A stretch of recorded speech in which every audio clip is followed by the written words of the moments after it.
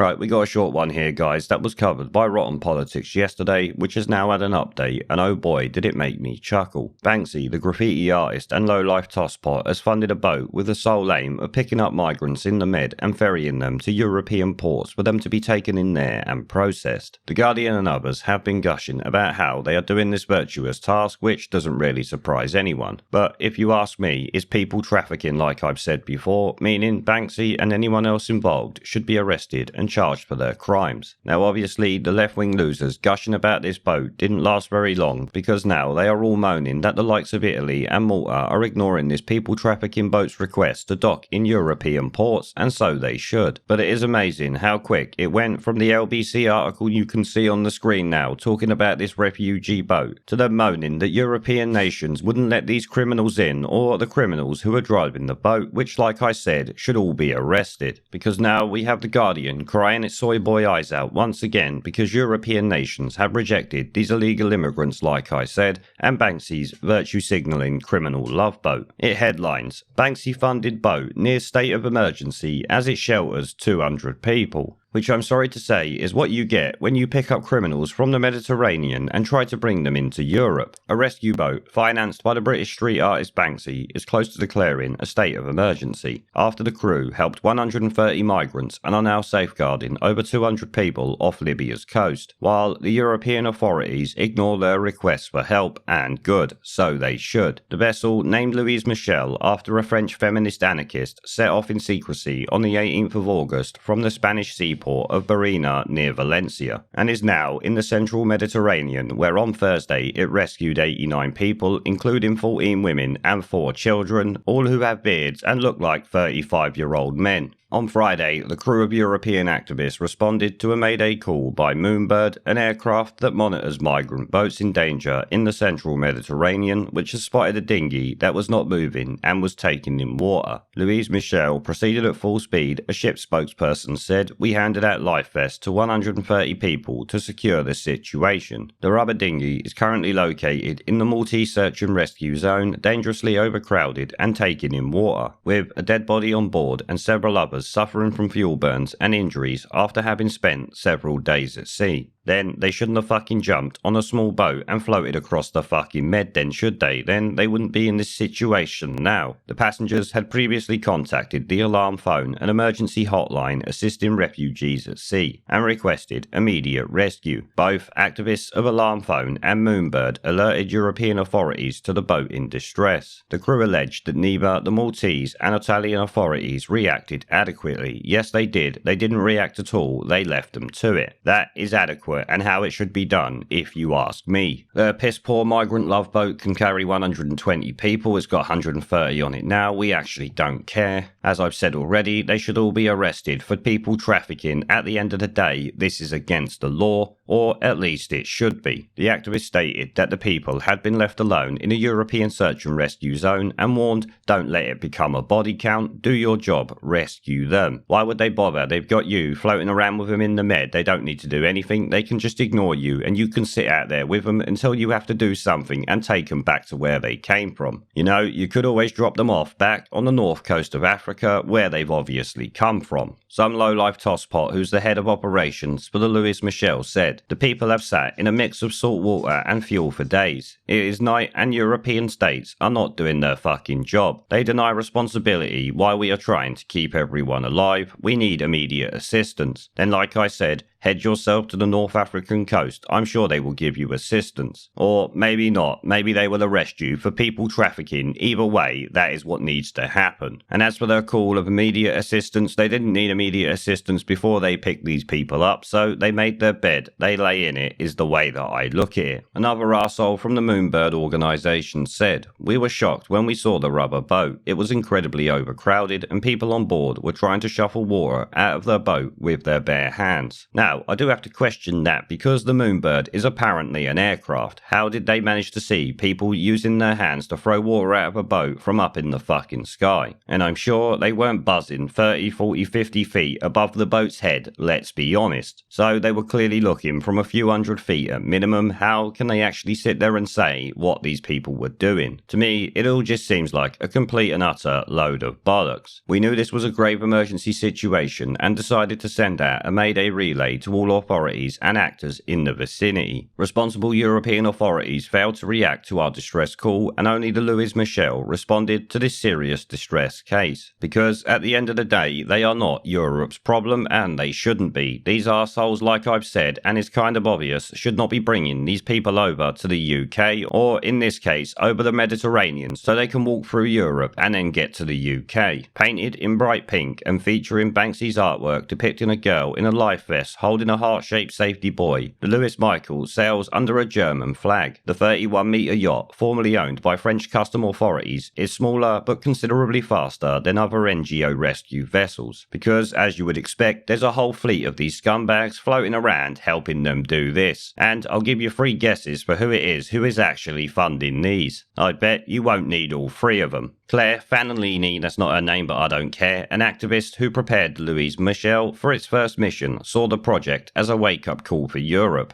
Yeah, Europe, wake up, block these fuckers and arrest every single person who is trying to pick people up in the Channel, or in the Med in this case, and put them in prison for a very long time for people trafficking. She continued though, we really want to try to awaken the consciousness of Europe and say, look, we have been yelling at you for years now.